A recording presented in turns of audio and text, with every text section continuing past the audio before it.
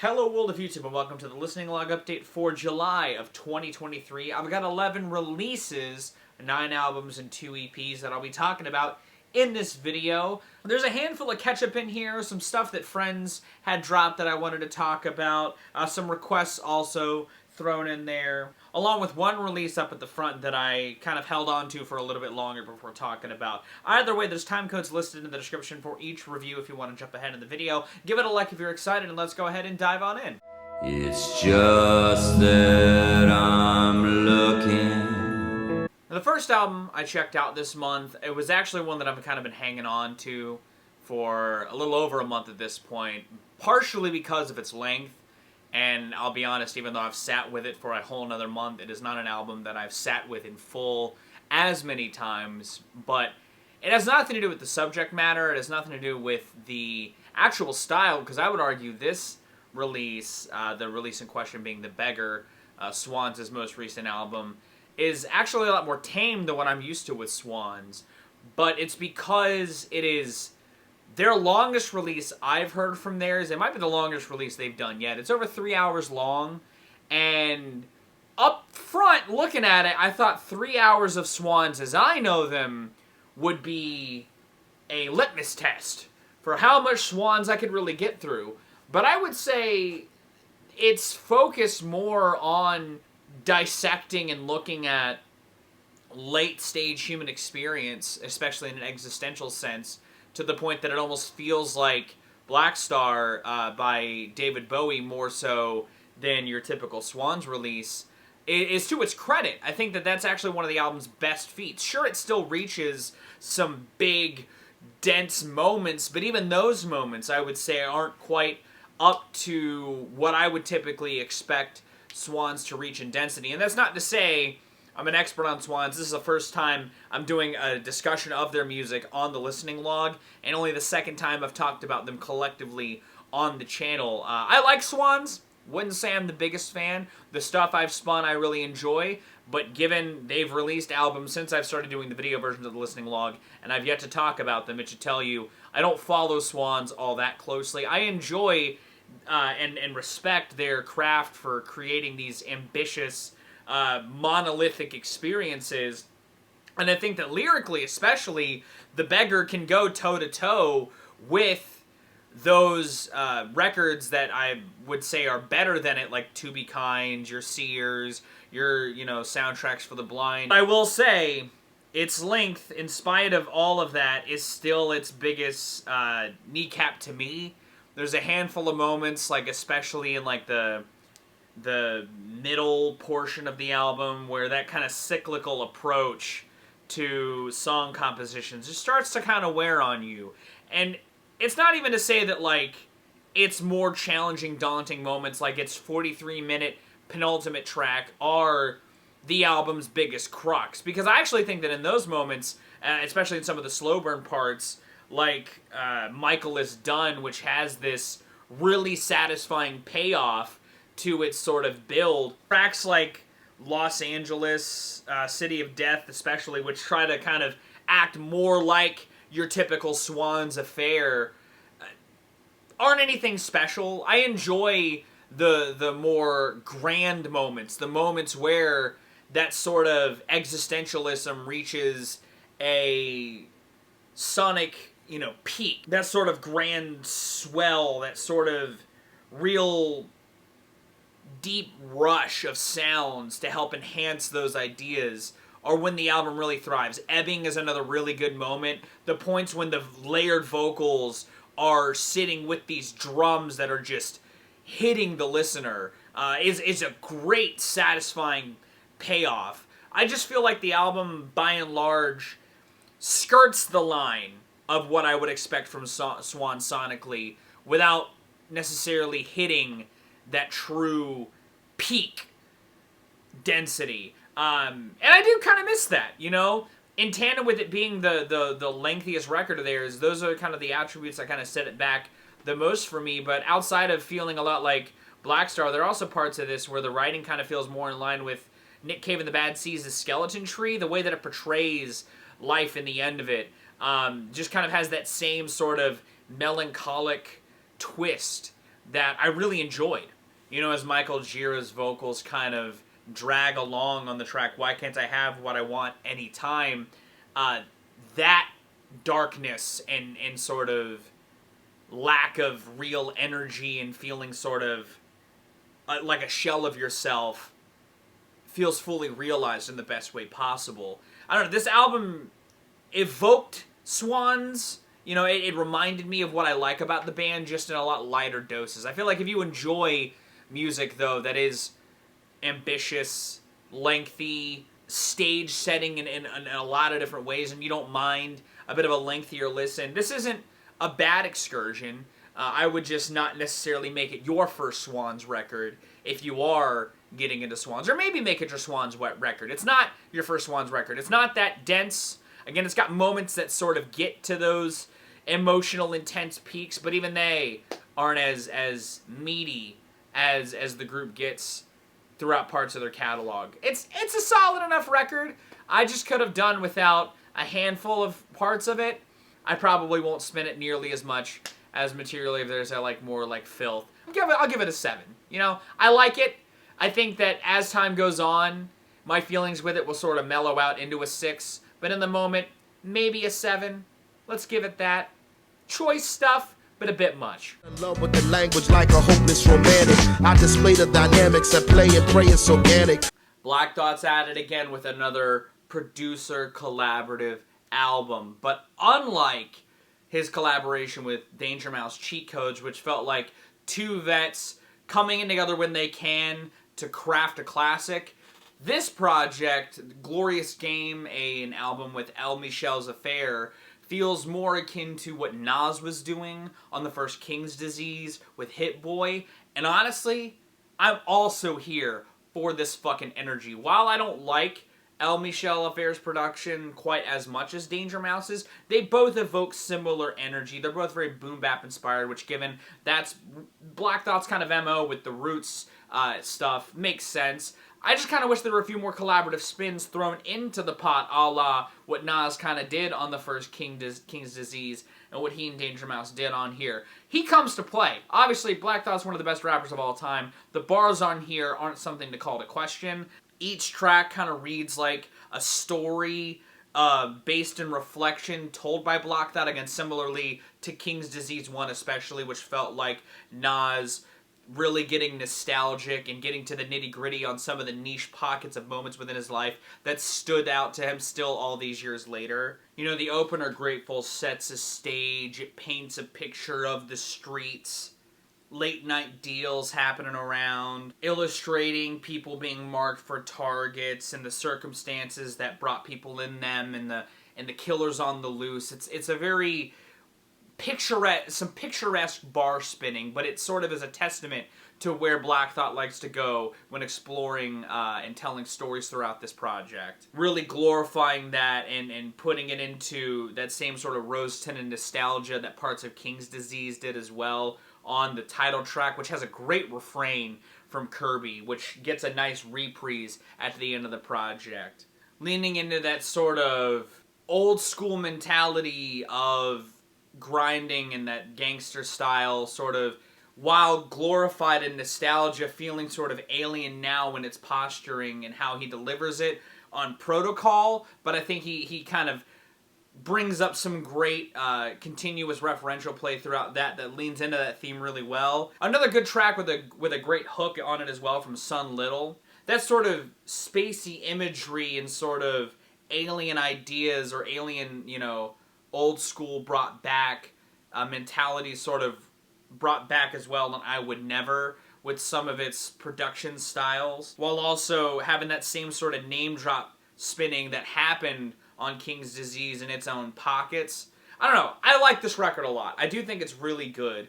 The reflections, especially on the closer alter ego and how you came to your own evolution of your one self at that point in your life, I think is expressed eloquently on there. And I enjoy that instrumental a fuck ton. I think my biggest takeaway from this as well, again, I think Black Thought comes to play. It's got some solid hooks, and the production is pretty good.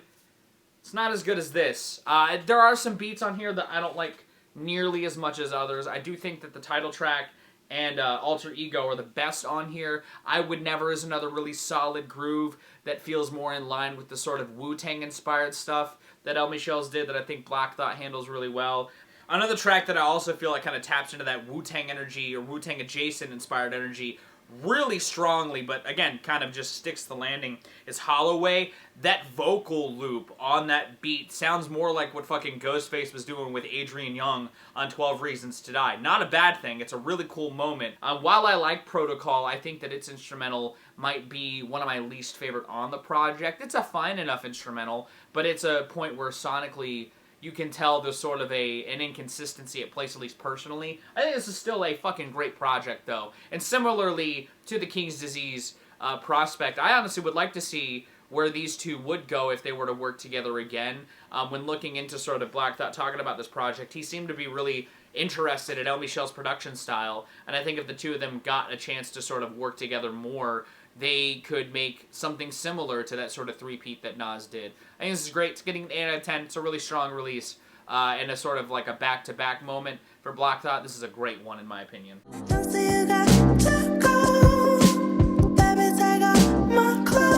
R&B singer extraordinaire Kali Uchis also dropped a new album earlier this year, and I had it on my to get to list, and I'm finally getting to it, and I'm really glad I'm actually spinning it in the summer, because I think that this is a pretty decent summer album, if not a late spring record. It's a record that kind of has this sort of narrativized progression to it that I think is a well-illustrated story of love and conflict within that love, with some lush production and musicianship to act as the backdrop for it, while ultimately celebrating one's own happiness with one's own partner, with some great metaphor spinning with gardens and roses throughout to add a sort of nice spicing on the top of that cake, as it were. You know, it's got reflections on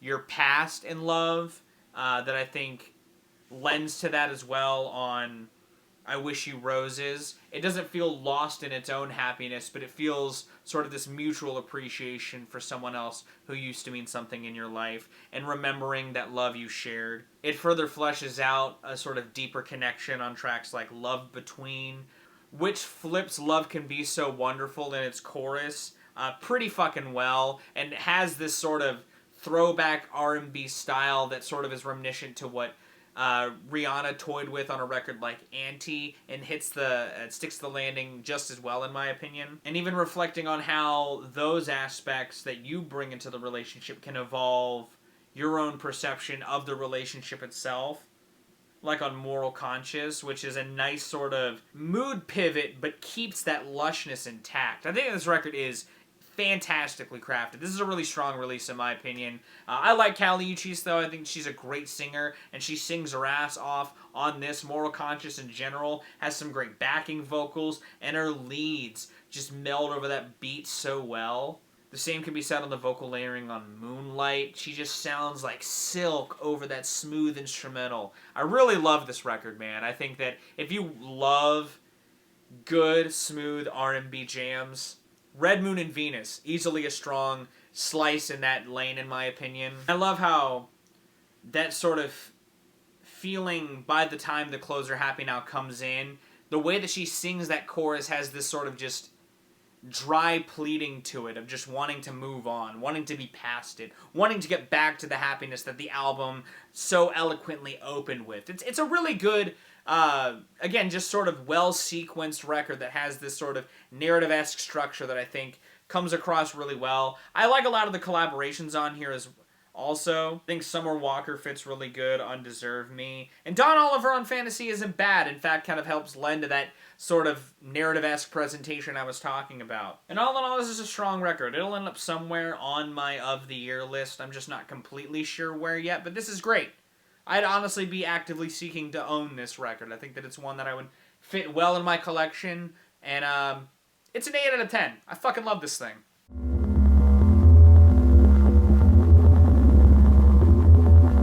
My boy Brady, Chicagoan synth guy, fellow lover of Nine Inch Nails and Mastodon and the like, dropped a new album. It's his second album to drop this year, Sunken in the same place, sort of continuing the ambient-driven sound that he's been crafting throughout a handful of releases. And I gotta say, and I'll say this again in this video, but this kind of feels like a good sort of evolution of one sound into what I would say is easily the strongest batch of tracks the artist in question has made thus far. The sequencing on this album is really fucking choice.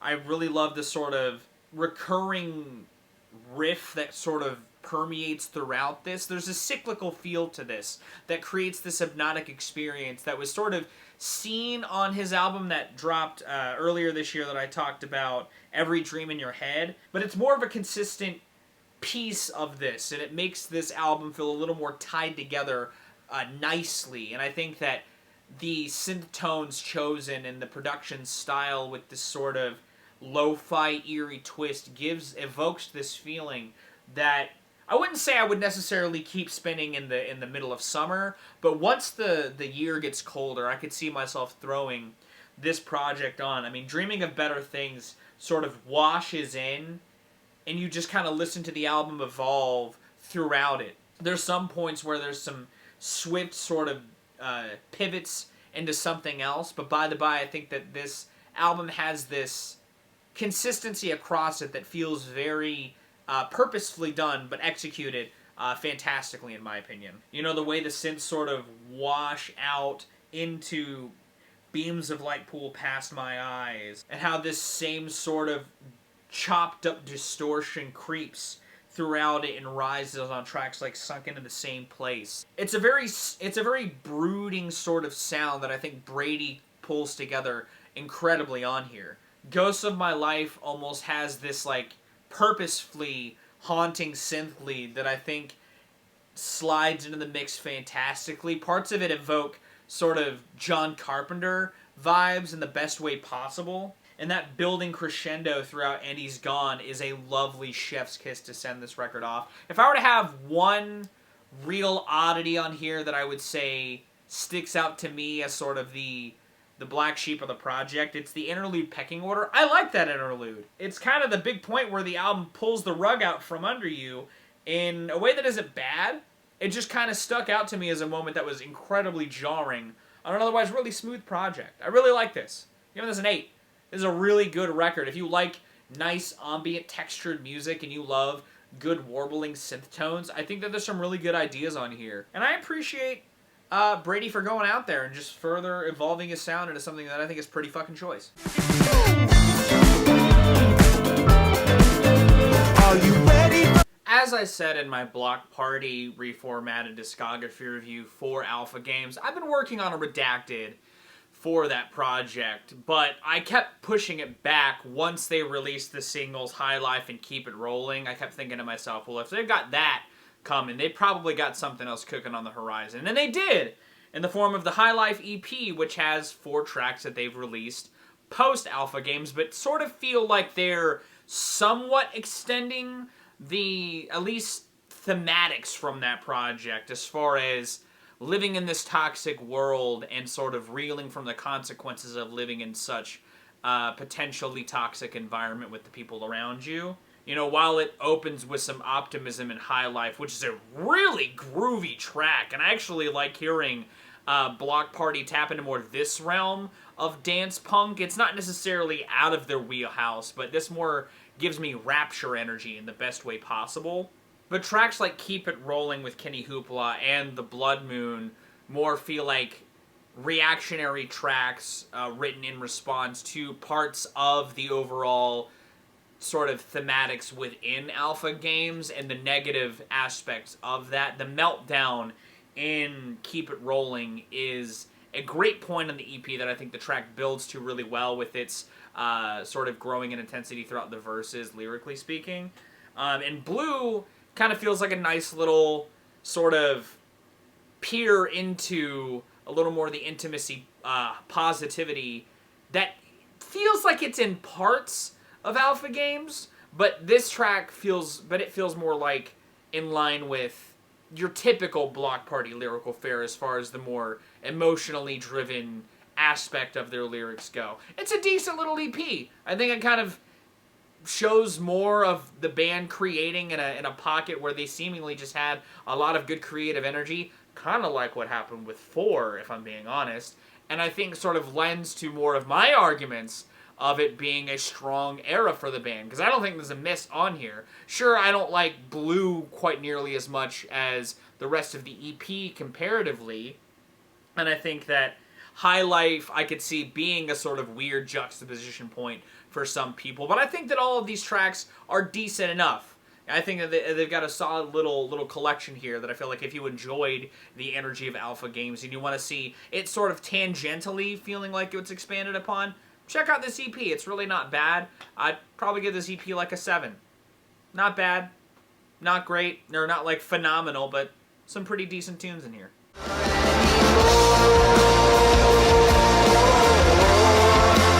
On top of talking about my buddy Brady, I'm going to talk about longtime friend and supporter of the channel, former podcast compadre, Mark, fully involved, dropped his first album in enough time, with enough artistic evolution, that you could call this the first fully involved record. But it's technically like the second full-length record Mark has done.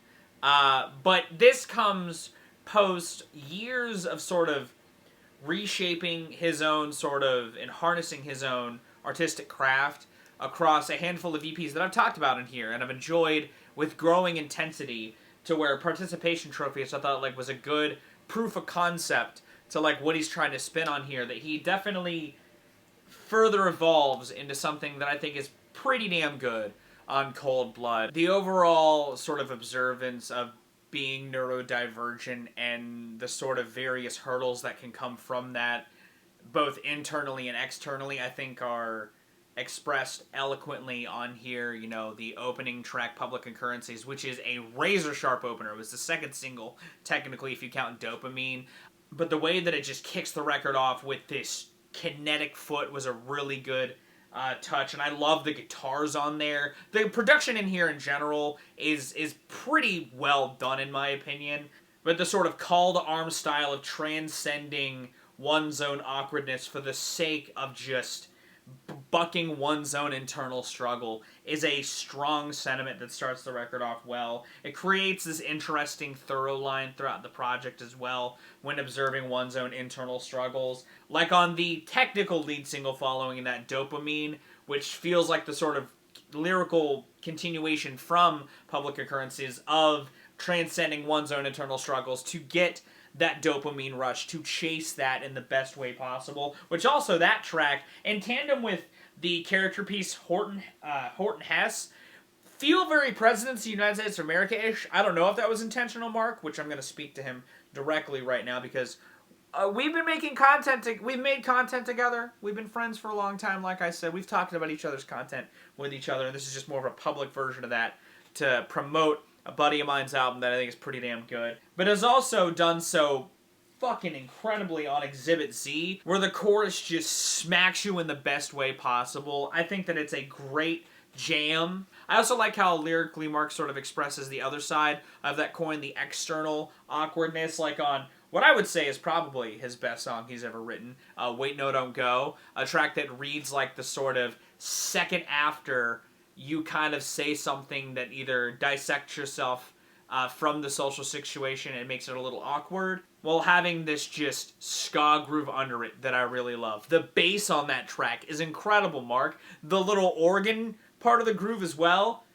Chef's kiss. I enjoy this track a fuck ton. I also like how that leads into the acoustic jam, The Cover, which sort of compares love of music and sort of the record vinyl scene in a sort of very intimate way, or at least parallels the two in a really good way. It's just good. The songwriting on that song is fucking great. The songwriting in general on this I think is really clever, really sharp. Speaking of organs, I also really like the sort of synth groove on They Can't Tell. It melds really well with the acoustic guitars on that track. A track that reads like one's own sort of internal isolation amidst a social situation. It's a good sort of dichotomy that feels like it's struck lyrically versus sonically that usually I would talk about in a bright pop song with sort of darker, sadder lyrics, but it creates a similar juxtaposition, just a little more personal feeling, and I really love that. This album is just really choice, man. I feel like if you enjoy good indie rock with a variety of sort of influences thrown into the pot, if you want a good sort of personal musician-ass musician doing a handful of jams that I think are good, Mark dropped a good one this year. Go support the man. Go support the guy. There's some tracks I like more than others, but all in all, I think that this album is pretty fucking choice, honestly. I'm giving this thing like an 8 out of 10. On my Irvin Magic Johnson, I'm enterprising. I keep it ghetto like the hood. Speaking of Nas, actually, Nas surprise dropped Magic 2, the 5th in a back-to-back-to-back-to-back-to-back run he's had with Hit Boy. And I actually like Magic 1 a decent amount. I liked it more than King's Disease 2, the album that he had also dropped that year that was to act as more reflections as a vet in the game. But Magic to me acted as sort of a victory lap of sorts, a sort of reaffirmation that while he has been viewed as the best in the past, he still is one of the best by playing with lyrics, playing with word choice, really adapting his style as a rapper to create a sort of Magic-like experience, a Magic show of sorts.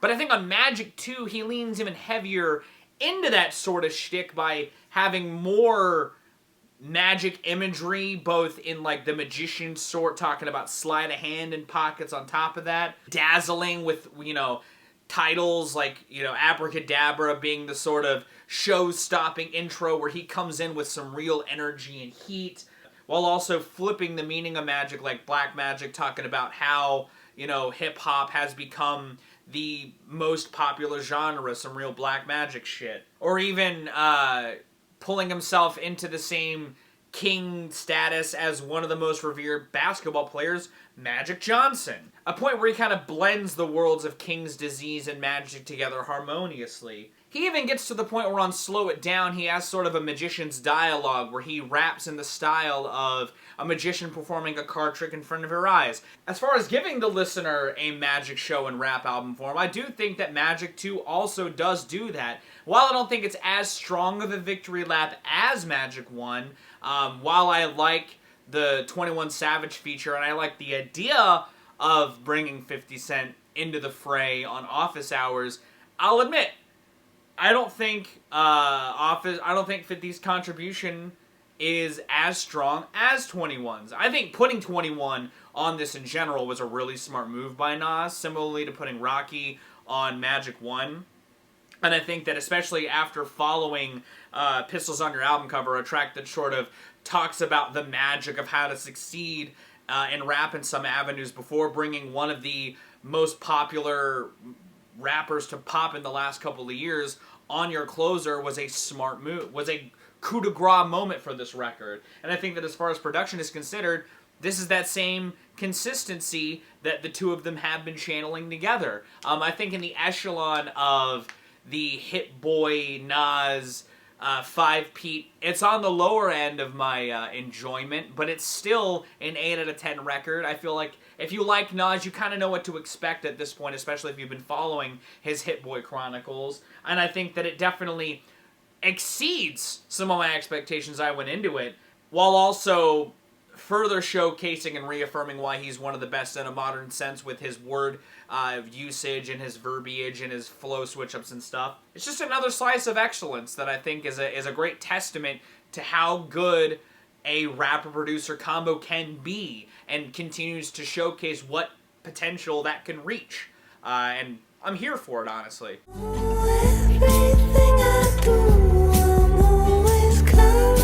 Internet vet Tessa Violet dropped her sophomore outing following what I thought was a pretty strong debut in Bad Ideas. It had some tracks on there that stuck with me, still stick with me. Some great bops, a nice use of production, and a nice sort of further fleshed out proof of concept. And I like that on My God, her sophomore outing, she sort of retools that and shapes it ever so slightly to sort of focalize it a bit more and create this more thematically driven experience to me that I think is definitely a little more fruitful while having some fun songwriting quirks that just kind of hit me in a really nice way. There are some fun turns of phrase that crop up throughout this project on a handful of tracks as sort of nice little planting and payoff moments that I think are fun and add to the sort of thematics of loss of love, regaining of love, and reflection on one's own past in a handful of aspects. There were some tracks on here that I didn't know were gonna be on here, like Yes Mom, which was a pretty popular song on TikTok last year, but I think it kind of fits here and fits the sort of grand thematics that sonically I think Tess is toying with on some of the other singles that are dropping from this, like Bad Bitch, the opener, which is a nice sort of I'm back bitch style song to sort of cement this aspect of Tessa that I feel like shapes aspects of this. I also like how on top of both sides of radiating that confident yes queen bad bitch energy, similarly to a record like Charlie XCX's Crash, it showcases the highs and lows of how that sort of has affected her past and her relationships throughout that. I love that you get to see those highs though, like the being swept up in the euphoria of love on like the very sort of indie focused Kitchen song with its nice swell and its chorus. It's got some real intimacy throughout those lyrics that's just really cute to see expressed. A sentiment further enhanced on a track again and again, which has this catchy, bright chorus, while weaving the lows she's faced in the past so expertly through there to sort of accent the points where she grew from her past. You know, tracks like Play With Fire and I Don't Know Who I'd Be Without You have this sort of planting and payoff moment in and of itself, showcasing this sort of immediate emotions reflecting on a really bad breakup. You know, the ballad Good Things Go Bad sort of subverts that bright acoustic atmosphere with some true sadness at its core when reflecting on a relationship that's past. Or even using it as the sort of climax on You Are Not My Friend, a pop-punk rager that reads like a breakup note in the best way possible, while also having this moment that really gut wrenches on the lead into the second chorus of illustrating the age gap of the relationship being discussed in this particular song, and I think is further sort of lends to the genre and songwriting style, you know what I mean? In a really good way. I don't know, it's something that feels intentional and executed well. It sets a stage, it gets theatrical, and it sends the record off into the sunset with just the best anthemic style. But I also love how Tessa decides to bring in the Kitchen song for one last sort of payoff moment. This record just has a lot of great moments like that in an album that are really nice payoffs in an album sense. Do I like every song on here? No, in fact, I feel like similarly to a record like Billie Eilish's When We All Fall to Sleep, Where Do We Go, there's some moments on here, and some of them are some of the bigger songs like Yes Mom, where I don't, and Bad Bitch, where I don't necessarily hate the sonic tapestry. I just don't think the songwriting hits that same core. Even if it is really catchy, it has moments that very much are successful in their own pop sort of senses. I feel like My God is the best exhibition of that, though. I love the songwriting on that, and I think that as far as creating this sort of modern look at the parallels of sexual intimacy and the religious tongue-in-cheek poking at that is done pretty well on there,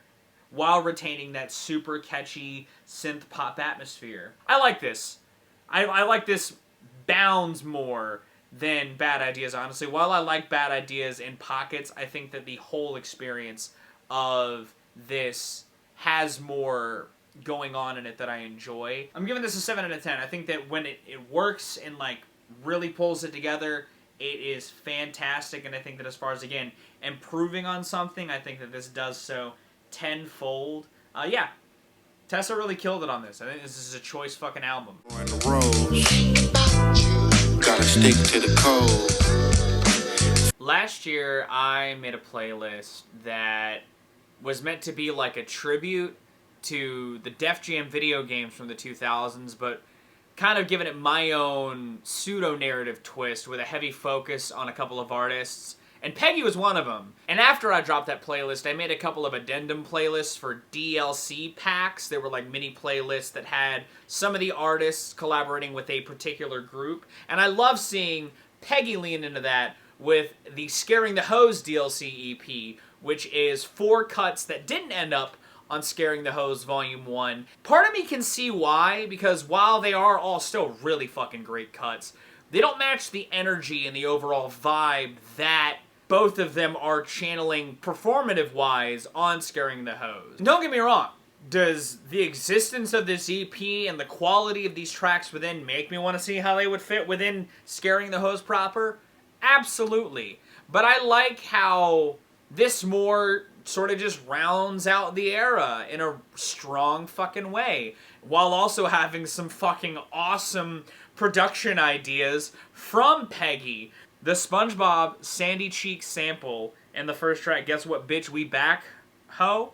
Hilarious. Keeps the energy intact before giving the listener a little more of a performative pivot from Danny and Peggy. I love what they got going on here, though. Danny, especially on that track, does channel his energy, his rambunctious, raucous side, to a T. I think that his bar spinning on Hermanos and Tell Me Where to Go more evokes the energy from, like, if you know what I'm saying, in a really good way. It's got that sort of storytelling side of Danny more on full display. Peggy helps, enhance that performative-wise as well by adding his own sort of great punchlines in there. He's got a Konami code bar in Tell Me Where to Go that I think lands really well and opens his verse really strongly, while also sort of evoking something that Danny Brown does with his bar spinning, because he also does the video game reference play really strongly. And the acapella stuff on the end of the last track,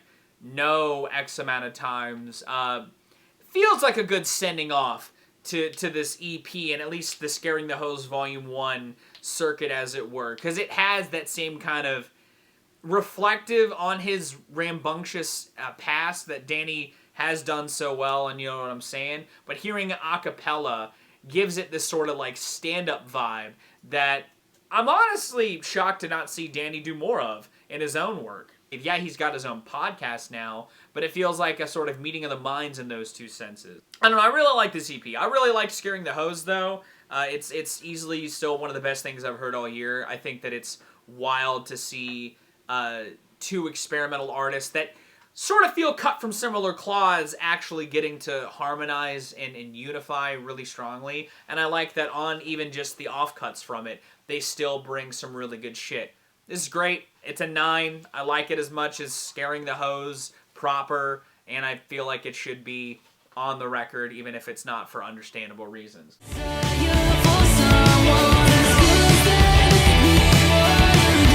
4-piece all-girl indie pop quartet The Aces from Utah, their newest, I've Loved You For So Long, is my introduction to the band, and this was a request by, at this point, longtime viewer, resurging commenter as of right now, the Yolkster, G-Man, Gorpman, Yoki, and he's requested a couple of artists in the past that I've still listened to this day. And I could see myself feeling the same way about the Aces, because I really love this project. It does explore love, but in a much more nostalgic way, and kind of looks on one's own evolution of identity across the love that they felt in their life. In fact, I think the album's sort of sequencing and layout kind of gives this sort of in-time zoom out from the picture. There's moments where you get different sides of this POV and how love and their relationships, both intimate and non, sort of evolved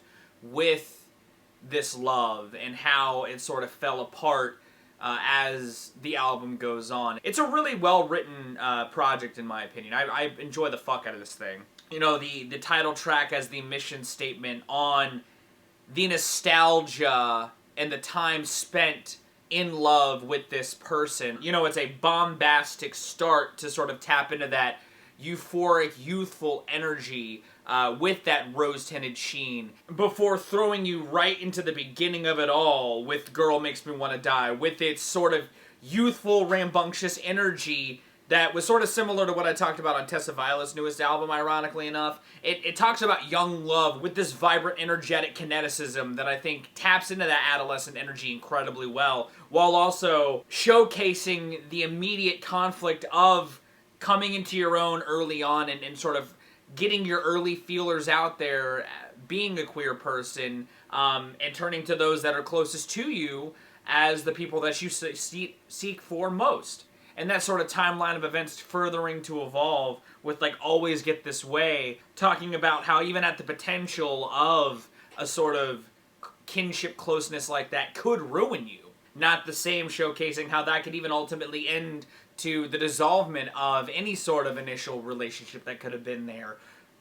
All while the band sonically just creates bop after bop after bop. This is, by the by, a very good listen. It actually kind of has moments where it reminds me sort of Muna's most recent album, especially with how well this group crafts the synth-driven stuff on here. I really love the instrumental palette of a track like Solo, and that's a moment that very much reminds me of Muna in some pockets, especially with that thudding groove that the instrumental has to it. Speaking of Solo, I like how tracks like It, The Fucking Rager Suburban Blues, and Attention lyrically sort of talk about the internalized conflict that comes with coming of age in one's own self and finding a way to break out of one's own false version of themselves.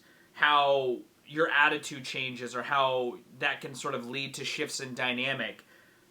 Suburban Blues being a moment where it sort of sees the relationship one could see being doomed from the start, given the prospects both of you want to end up in life. And Attention feeling like the point when everything's really just kind of falling apart at the fullest, where the writer and the subject are at probably some of the most emotional polar opposite points from each other, while still having that connection with each other. It's a feeling that I know I felt in some of the relationships that I've been in, and I really like how that sort of subject matter is handled. I don't know, this thing is great. I could see this ending up pretty decently high on my year-end list. I think that, again, if you want a really good summer album with some fucking catchy-ass choruses and a good balance of synth-driven and guitar-driven stuff, check this out. It's pretty fucking good. I'm giving this an 8 out of 10. This is some great stuff. You were the hero. I was the Similarly to Swans up at the top, I've never really talked about Blur's collective music on the channel, but I like Blur well enough. I got into them more after getting into the Gorillaz, and I'm more of a Gorillaz fan. But I think that some of their 90s material especially is, I would argue, better than some records in the Gorillaz that I would consider not their best. And on the Ballad of Darren, we see the guys coming back together after an 8-year stint apart to deliver a project that I would say is very akin to a band in their lane, as far as an older act getting more reflective and using that reflective lyrical palette to sort of utilize a little more of a lush instrumental palette in pockets without losing that sound that one could expect from them, and create this sort of cocktail of a pretty good experience. You know, sure, it's still got tracks like St. Charles Square and Barbaric and the lead single The Narcissist, which see them crafting some just quality-ass jams. It was honestly really nice to hear Graham and Damon do some vocal work together again on that track in particular, and the synths as well that coat that track are a really nice touch. There's just a sense of unity throughout this project that I would argue is kind of missing off of at least the Magic Whip, but you could argue on some other parts of the later records of their initial run. And the reflective aspect of this of the lyrics on here is a really good touch, in my opinion. You know, tracks like The Everglades and Goodbye Albert sit in this more spacious realm. Especially on Goodbye Albert, I love that airy production with that buzzing guitar that just rides underneath. It has this really nice musical effect that helps accent the sort of bittersweet goodbye that the lyrics kind of detail, as it sort of talks about the relationship between the writer and the subject. And I like how that sort of sentiment is extended into the track after that, Faraway Island, that sort of strips away some of that maybe at the time frustrations via the guitar, with even more lushness swelling in. there's a touch to this record that I think the band harnesses really well and writes some great tunes out of. Everything that they pulled together lends to those themes of reflection really strongly, right down to the first track on here being a sort of reworking of something from farther back in their catalog than even their breakup. I think it's upsetting that it is kind of as short as it is, because I also like the bonus tracks that they dropped after this. They do a good job of sort of rounding out the songs and the subjects, a la similarly actually to what happened on Cracker Island, the newest Gorillaz project. But I think it's really nice to see this band come back in this sort of fashion. I think that it's a really strong album by this group, and I would say it's definitely better than The Magic Whip, and I would honestly say their best record in a decent amount of time. There's a lot of this record that I think works. There's a lot of good ideas that I think are strong, that they just craft into some really good songs. And I think that if you like Blur, you probably enjoy aspects of this, especially given how tight they just sound on here when they do kind of cut the shit and give you something a little more of what you would expect. I give this a 7 out of 10. This is a pretty damn good record in my opinion, and I could see myself honestly maybe even growing, have a growing appreciation with it the longer the year goes on. Lord knows I've tried to break a glass ceiling. I closed this out with a project that I was honestly pretty excited for, if only because I think that this band hasn't missed yet, and anytime I can see a band just come through with some electrifying heavy tunes, I know Mutoid Man will at least deliver a really good dose of that. And on Mutants, I would argue, not only do they do that, they top sophomore outing with the same electrifying guitars that I was hoping to get, especially out the gate with Call of the Void, a good barn burner opener that evokes this sort of seedy imagery and sort of pseudo-apocalyptic energy that gets further explored on pockets of this, like on Broken Glass Ceiling, which also has some great guitar work, and Siphon, which steamrolls the listener with some even more density brought to the table. A track that almost acts like the other side of the paranoid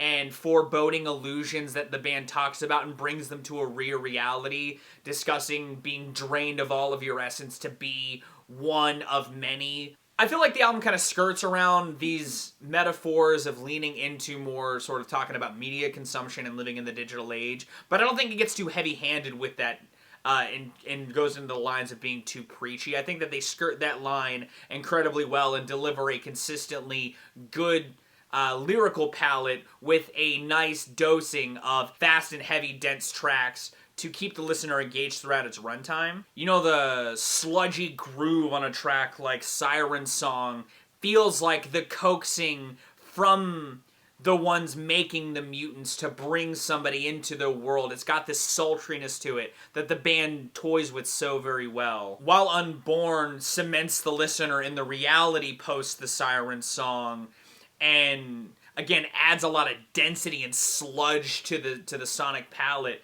that gives these lyrics of crawling out of the tomb a little more life in a way that I really enjoy. This is a very well put together, tight if not a little brief, heavy ass record that I feel like if you enjoy older heavy music inspired by some of the metal that was coming out in the 80s with a little more of a modern twist, I would give Mutoid Man a spin. I still enjoy their debut Breeder the most, but I would say Mutants adds a little more of consistency to a track listing than their last record did, and I feel like it's an even better improvement on some of what that album had sonically to adapt from Breeder. Tracks like Demons When They Come In, and you hear this grit just come through the band.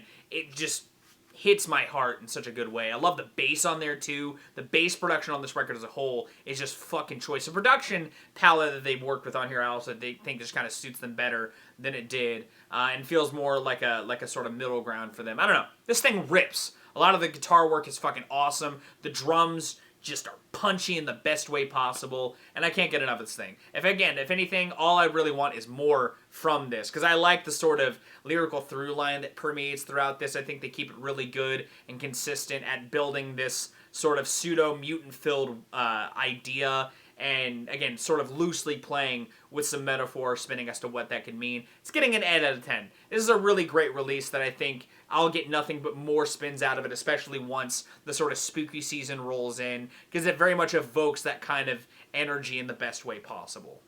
And that's it. That's the video. That's what I spun. That was my month.